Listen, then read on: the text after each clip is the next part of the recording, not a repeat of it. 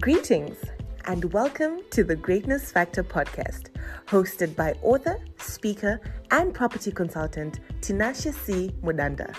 On this podcast, we will be focusing on the ideas that can help you maximize and unlock the personal potential that is within to become the greatest version of yourself. So sit back and relax and enjoy our content as we delve into the Greatness Factor. Stay blessed. Ladies and gentlemen, welcome to the Greatness Factor podcast. Today we want to talk about purpose, and with me I have Mandy Nyagato Manyeruke. She is the founder of Aruka Foundation, a visionary at the throne room, a mental health advocate, certified marriage and family counselor, transformational speaker, thinker, award-winning author, and philanthropist. She is a prolific purpose midwife as she catapults people into their purpose through mentorship and guidance. She is also known for her impeccable television presenting skills on ZBC. She is an ordained minister of God's word. Help me to welcome Pastor Mandy Nyagato Manyeruke. Welcome to the Greatness Factor podcast. Thank you. The honor is mine. It's exciting to be here. It's a pleasure to have you. So before we start, I just want to first understand what is purpose. Someone might be asking, these guys want to talk about purpose. Why purpose? What's purpose? Purpose is basically reason, right? Before we even get to purpose for individuals or purpose for a person, a cup has a purpose. People who invented a bulb, they saw that there was a reason for that to come to being. So as a pastor, I'll give you the origin of purpose, right? From Genesis chapter 1, verse 26, it says that God created, he said, let us make man out of our own image and likeness, so that they may have dominion over the birds of the air, the fish of the sea, and the beasts of the land. So that is where purpose begins. Purpose begins in understanding creation. Why did God create people? We are created for dominion. In whatever area of life that you are at, you're created for dominion. Purpose is just that simple. That is our reason for existence. Wow. Yeah. Straight to the point. No. Yeah. No jibi jaba. No. I like the definition. It's pretty easy to understand. Yeah. Why was I created? Yeah. I'm here for a purpose. Exactly. I'm supposed to do something. Yes. Okay. Yes. So in your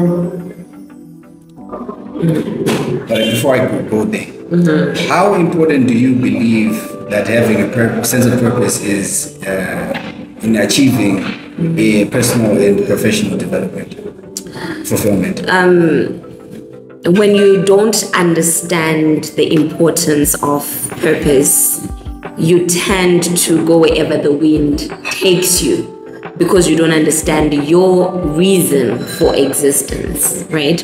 So even your career choice, it's going to be based on what's trending, what's making people rich, and that is not what brings fulfillment. There was a time where I was trying to understand myself. I felt unfulfilled, and I was having a conversation with a certain wise man, and he said to me, the only thing that can make a rich man feel poor is an unfulfilled call.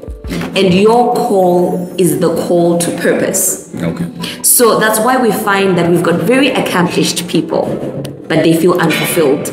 Very wealthy people, but they feel unfulfilled, because purpose goes beyond accomplishment and wealth.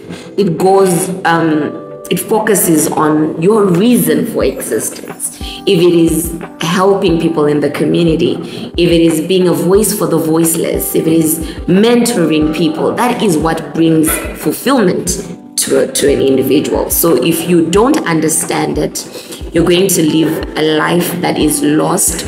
You're going to live a life that doesn't have fulfillment. And you're always going to be questioning your decisions. You're going to align with the wrong people. You're not going to connect with the right people, because you don't know yourself. Yeah. So basically, purpose is anchoring. Yes. It gives you an anchor so that you are not taken by the trendy things, what's hip, what's happening, but you are sort of stuck in a place where you're focused on doing what you were created to do. Yes. Purpose brings a sense of self. Purpose is collaborative with identity. Your identity is hidden in your purpose. If you don't understand your purpose, you don't understand your identity, because you are who God says you are and who God says you ought to be and what you ought to do. So if you don't understand that, then you don't have a sense of self. So you said something that stuck with me. You said even the people that you associate yourself with. Yeah. So purpose chases away the quantity and keeps the quality. The quality, exactly. Okay. Exactly, yeah. Interesting. So you are a purpose midwife. Yeah. That's the first time I've heard a phrase called purpose midwife. So I would like to hear your personal experience, how you got to discover your purpose as a purpose midwife. Yeah. All right. So like I said, I got married at the age of 19. Very, very young. I was a teen mom. And so, my dreams were shattered in the sense that I was about to go to uni and study law and all that. And then, my high school sweetheart was like, no, we can marry. I want my baby. I want us to be a family. Let's do this. And so we got married with the blessing of both parents. And in that place, I believe 19 is like a very vulnerable age when it comes to growing up and identifying yourself, knowing yourself and things like that. So at the end of the day, I ended up being defined by who I was married to, the family that I had married into, and being a mother and being a teen mom. Okay. Those are the things I was defined. I was not defined by me, but I was defined by the things that surround me. So in that, I felt so lost. And it was in that moment of, trying to figure out a way to, find the right footing in my life and be happy with where I was, and figure out how I was going to pick myself up and what I was going to do and all sorts. When I realized that there was more to life than the career path that I had chosen. I always called myself a voice for the voiceless when I was in school, because I would always be the one who would stand for others and always be in leadership and stuff like that. But I didn't know that I was calling myself that beyond just being that person who stands for other people.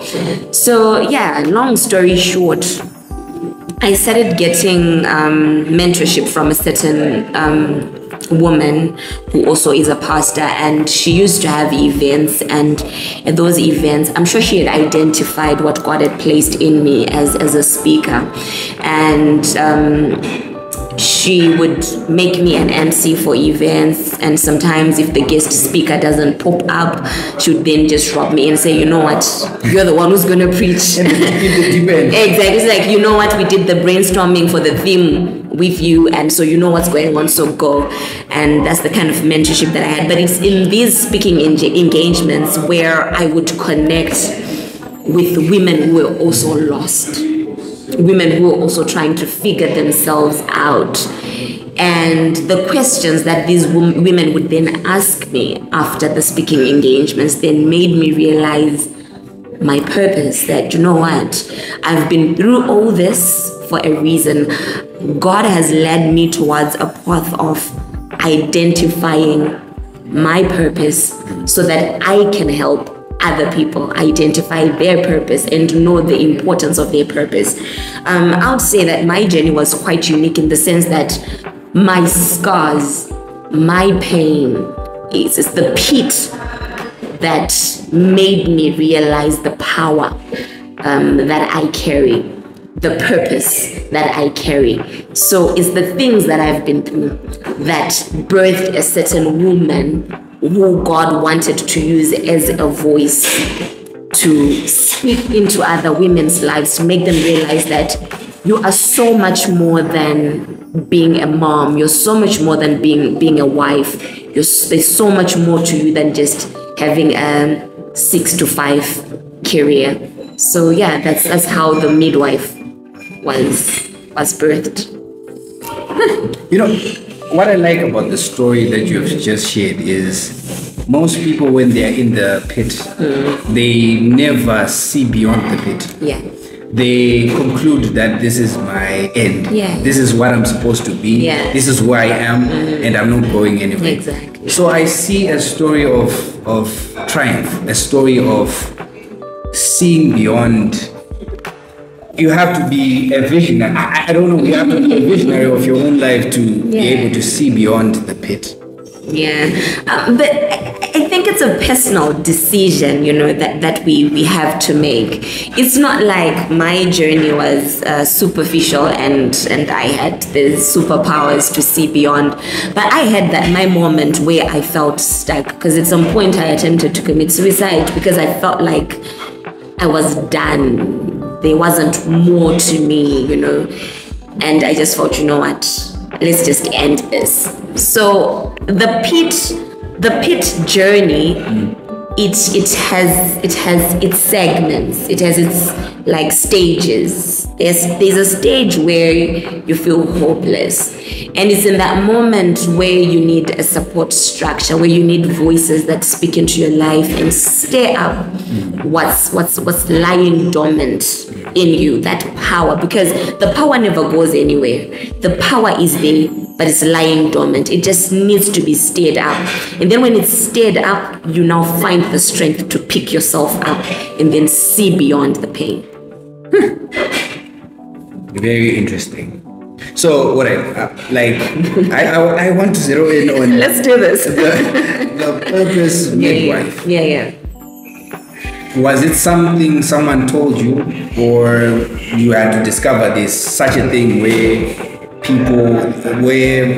I can become a person who then shows other people that there is more to this there's more to life than what you are currently doing? Yeah. Is it someone who told you that there's a thing like this, or it was revelation, or it was certain understanding? What transpired? It's so interesting because this is my second interview being asked. On my last interview, someone was like, where did you get this? So I get it.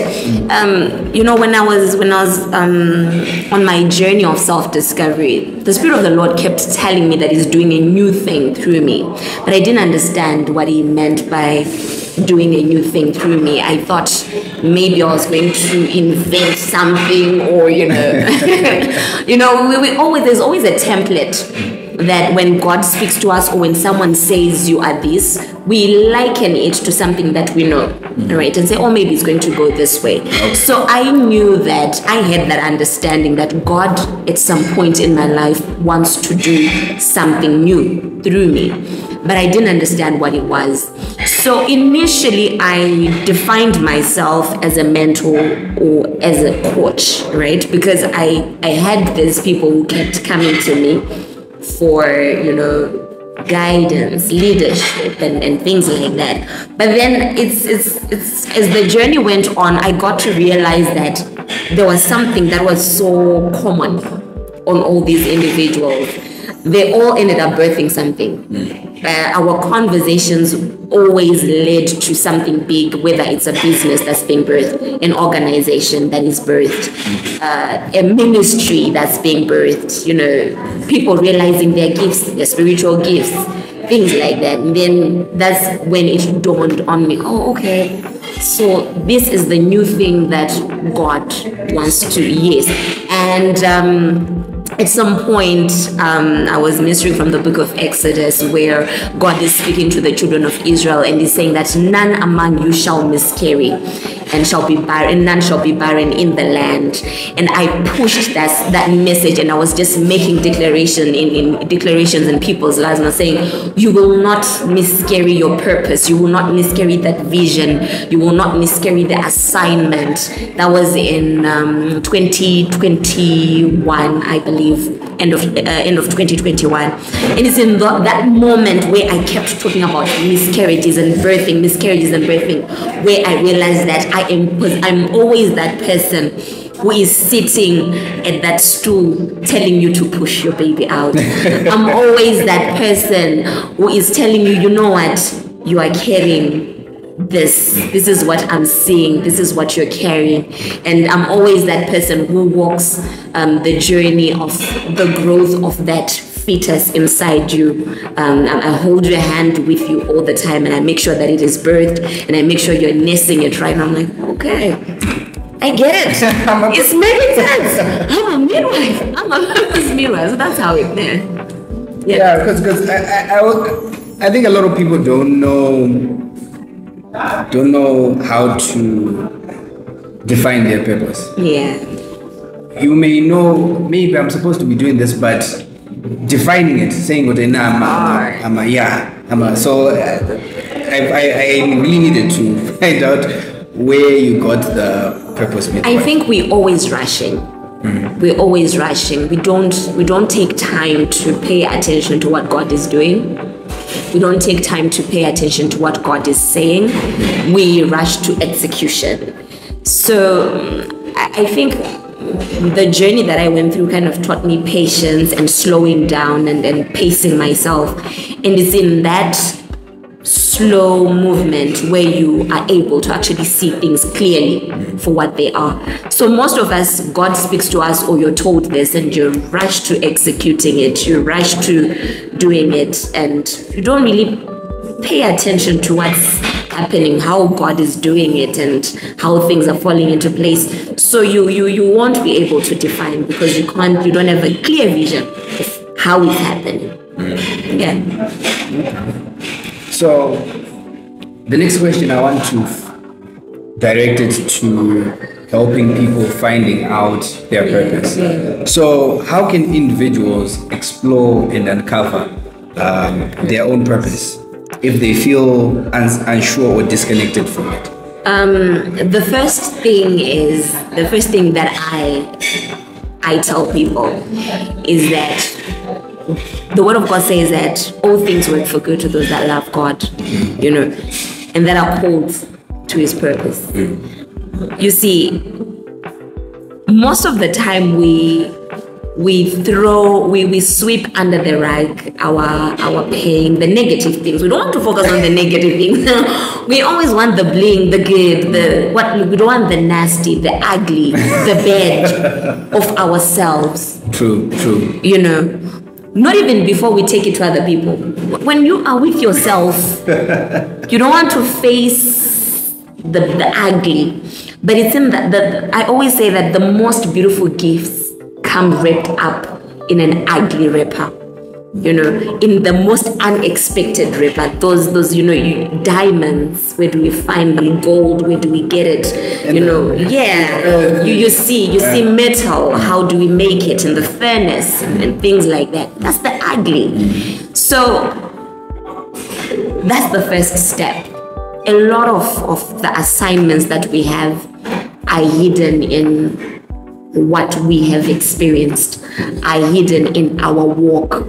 The Word of God says that a blind man cannot lead another blind man. So you cannot start telling me that your purpose is in advocating for rape and you've never been raped.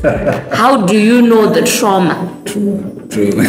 No, you can't. It's either you're chasing money or something like that. Yeah. So it's more impactful when it's something that you've lived, when it's something that you know. It might not be you directly, but it can be a loved one. It can be, someone so close to you. So purpose is mostly hidden in the places that we don't want to go, that we don't want to visit. And purpose manifests after healing.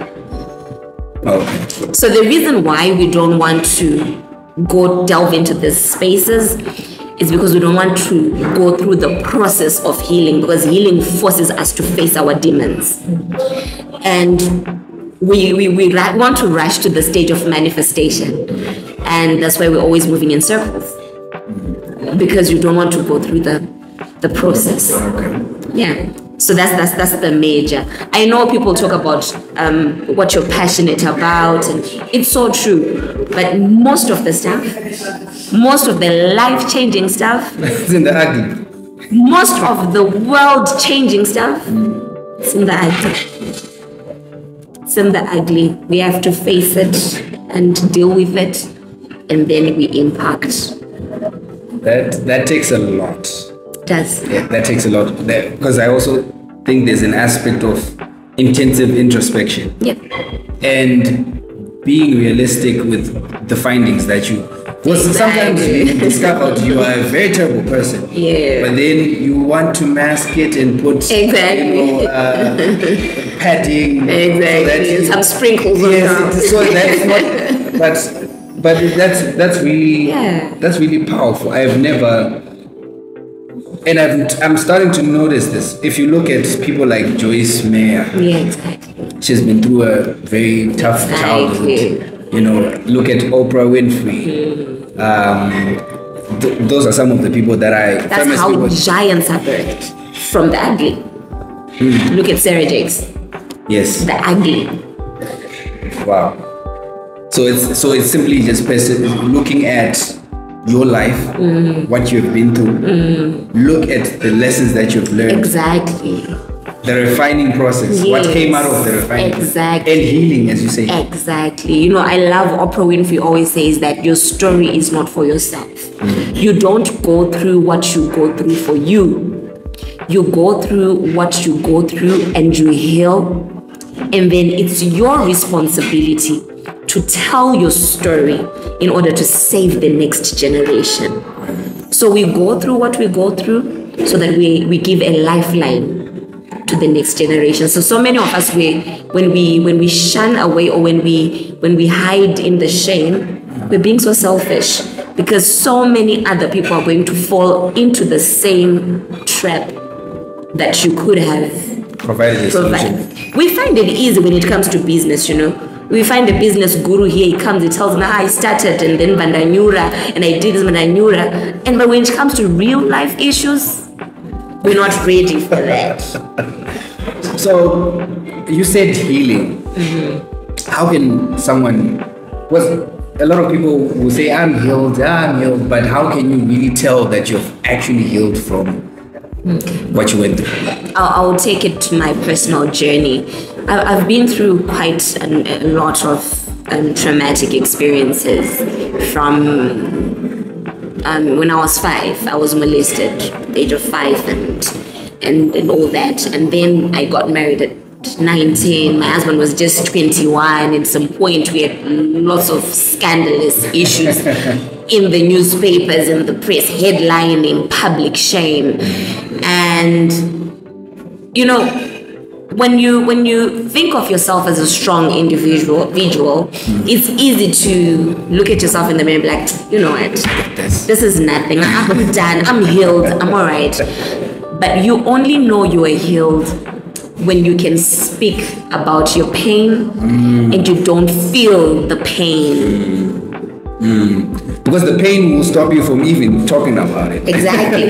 Because most people think that healing or forgiveness means that you're gonna have something like insomnia. Everything that happened, you won't remember it. You won't. But like I always say that your scars are your badges of honor.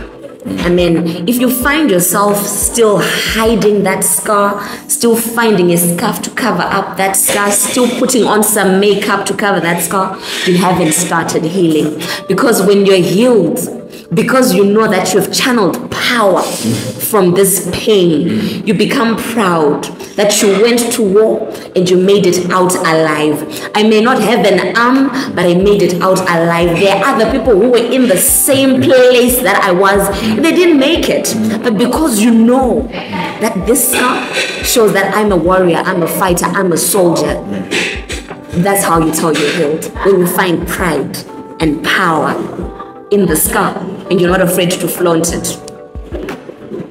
You know why I asked you about how someone can identify healing. Yeah. You find that in a lot of relationships, whether it's family, friends, whether it's romantic relationships, people get scarred, but they don't acknowledge that they are scarred. Exactly. And people tend to move around with their scars and pretend that they've healed. Exactly. Until someone triggers. So I had to double down on the aspect of healing, because I feel like a lot of people don't give themselves time to heal. We don't. And acknowledge that I've actually healed. Exactly. You find people, for example, in romantic relationships, this relationship didn't work. In a short space of time, you're in another relationship. That one didn't work in a short. In the next. So the pain is always recurring. Exactly. So I really like how you made it easy for someone to identify that. You know what? I haven't healed from this. Yeah. So how can individuals stay committed to their purpose amidst external pressures and changing circumstances? You know how life sometimes is difficult. You might decide today that I want to do this, but wham, the economy changes. It doesn't align with the purpose now. You now have to sort of reconfigure or quit. Some people usually quit. So how can we stay strong? Understanding the reason why you're doing what you're doing is what keeps you anchored in your purpose, especially if what you're doing is not for you. It's for other people. You're not constantly looking at yourself, because I think most of the time we think about ourselves and not the beneficiaries of the work that we're doing. And when the self is afflicted, inflicted, and cornered and between a rock and a hard place, we then throw in the towel. But when you constantly remind yourself that this is not just about me, what I'm doing is bigger than me. It's bigger than me wanting a car. It's bigger than me wanting to have a 3-course meal every day. It's bigger than me dining in fancy restaurants. It's about my community. It's about my people. It's about Zimbabwe. It's about Africa. It's global. You can't afford to quit. Especially when your purpose is also rooted in being a solution bearer. When you know that there is a crisis, you cannot afford to quit. But it's also very important to have other streams of income, because I think the major strain is probably finance, especially here in Zimbabwe. It's important to have other streams of income and not just think that because this is what you're doing, this is your purpose, it has to put food on the table now. You can have something that puts food on the table, and then on the other hand, you pursue your purpose until it begins to flourish and is able to bring food on the table to you. Yeah. Okay, so I remember Oprah Winfrey saying that sometimes you have to do what you don't want, so that you end up doing what you want. Exactly. Okay, so sometimes we just have to find ways of first of all, you said making the purpose, finding a reason for your finding purpose. the reason, yes. Then the second one was that you should find ways to deal with the financial aspect of your purpose. The reason why most people quit on their purpose is because they're just doing it because somebody told them that they don't have enough conviction on why they're doing what they're doing. So at the end of the day, when things get tough, they start to think, maybe prophet lied to me in that prophecy. Maybe he's a false prophet because who did this hard? You see, so you can't always base on what you're told. You need to have your own burning bush experience that affirms what you carry, so that it's solid, and you're constantly reminded that, you know what, this is why I am pushing this agenda. Yeah. All right, so are there any misconceptions that people have about purpose that you have come across as you help people move in their purpose or start to identify their purpose? What are the common misconceptions that you have seen with the people that you have dealt with? A lot of people just think that when we start to talk about purpose, we're just talking about the church. You know, we're talking about you're an apostle, you're a prophet, and then you're a prophet in the church, and you're this and the. But purpose is just so vast, it, like I said, it goes to understanding who you are in God. But it's important to understand that even God himself, he created us for more beyond the four walls of the church. Because in the book of Exodus and chapter 36, we hear of the Dhladhla, the creatives, the builders, the craftsmen, the handyman, the thinkers, the intellects. So it goes beyond just being on the pulpit. But it goes into the marketplace, inventions, the creativity of God. Because remember that because you're created in the image and likeness of God, you carry the mind of God, and he is the God who created the heavens and the earth. So that's innovation. We ought to be inventors. Purpose flows to every single thing, because then God initially said that we were created for dominion in all spheres of the earth. And so wherever you're going, whatever it is that you're doing, as long as you're dominating, as long as you're moving in the authority of God, you're living in purpose. Okay. So that's the only misconception? The other misconception is purpose is complicated. Okay. People think understanding and realizing your purpose is complicated. And then they think that it's something that you actually have to, commit to for a very long time to understand. I don't know. People have made purpose this big thing. It's big in what you achieve, right? But in the context of it, it's something that's actually very, very simple in understanding and in realizing. So purpose is something that's very simple. It's not complex. Purpose goes beyond the church. Purpose is hidden in the eye. No sugarcoating. Don't always focus on the pretty things of life. Also do some self-introspection like you were talking about, and in that you will realize that you carry a message for someone, and the message can be executed in different ways. That's when our gifts then come into play. I'm a speaker, so I use my voice. I can sing. I can pass a message through music. I can pass a message through an interview. I can be on the pulpit. I'm an author. I can write. You can speak through the pen. So there's so many ways of expressing the message that you carry. Okay. So there's a segment that I usually do on the show where I ask the guest 3 ideas of greatness, 3 ideas that they believe if someone were to take, they would help them achieve whatever they want to achieve, or ideas that these might be ideas that you personally ascribe to or have used in your life, or ideas that you have seen working in other people. So just give me your 3 ideas. Okay. That I don't know if this is what you mean by idea, but I always struggled with perfectionism. I always believed that things had to be perfect for me to start, and I never started. So perfectionism equals procrastination. Okay.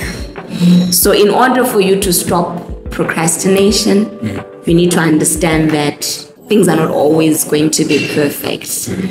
You should be comfortable to start small. Most of the times, what we need, we already have. But because when we get the vision, we get it as complete thing. When we see it, when we envision it, we see it as the construction of it, we don't see it. So just because we don't see it, we think that it's supposed to be birthed. when it's complete, when it's whole. So we don't want to commit to starting small and acknowledge growth and the power of building. So I would say that number one is you have to fight the temptation to be committed to perfectionism all the time. That's the first thing, because you might end up not doing anything at the end of the day, because things are not always going to be as you envision them. Number two, I would say that pace yourself. This is something that I always tell myself, pace yourself. So many times we push our assignments, business ideas with the speed of the people that we've seen doing the same thing. But it's good to slow yourself down and manage things according to how they are unfolding in your lane, in your personal path, because we're all different. You may be comparing yourself to someone who's got a rich background, who have an inheritance, and you don't have any. You're the one who's trying to build their inheritance. True. So you're going to be frustrated because things are not moving according to the pace that you want. So it's important, when you always find yourself in a state of frustration because things are not happening, pace yourself, slow down, and allow things to move slowly. Sometimes slow is good. Sometimes speed, it thrills and it also kills. See? So sometimes you want supernatural speed, God speed. It will kill you because you probably don't have the character. The character hasn't been developed enough to hold, the blessing that God is going to. Probably your character cannot stand the great people, the influential people that you're going to be connecting with, and you're not going to be able to harness those relationships and maintain them and keep them. So sometimes in a slow pace, your character is in a slow cooker, is being slowly cooked so that you're able to then be wholesome when you get there. And that is what and then the third thing that I'll say is celebrate yourself. Celebrate yourself. A lot of times we wait for other people to tell us, oh wow, that episode was amazing. Oh wow, you're doing it, Kapoto, that's great. To some people, they may be seeing you on DSTV. So what you're doing now may be like, no, he's wasting his time. He should be using this kind of camera. He should be doing this and this and this. And then that puts pressure on you and you feel like you're not doing anything. But you know the sweat, the tears that you've put in what you're doing. So when you accomplish even the smallest thing, celebrate yourself. Know what? This was good. Standing ovation. I hear it. That was fire. That was amazing. So celebrate yourself. Don't wait for other people. Even, telling yourself, you look good. Don't wait for other people to tell you, always be your first cheerleader. Cheer yourself on. Because so many times we're tempted to look for exterior support and motivation, and when it never comes, the vision dies. Wow. Those were I like the idea of pacing yourself. Yeah. Because I had a conversation with this friend of mine one time, and we were saying the reason why people who win the lottery never do anything with their money that's worthwhile is because they are not prepared. Exactly. They are used to $5 budgets, $10 budgets, and now you have $1 million at your disposal, and because you are not prepared for that money, it might destroy you. Exactly. It will destroy. It always does. It always does. So I really like that idea. So thank you very much for giving me your time. I hope our viewers can harness the energy and the lessons that are in this episode. Guys, don't forget to comment. I hope you utilize this episode to make because she came with a lot of energy. She came with a lot of information. So don't forget to subscribe. See you on the next episode.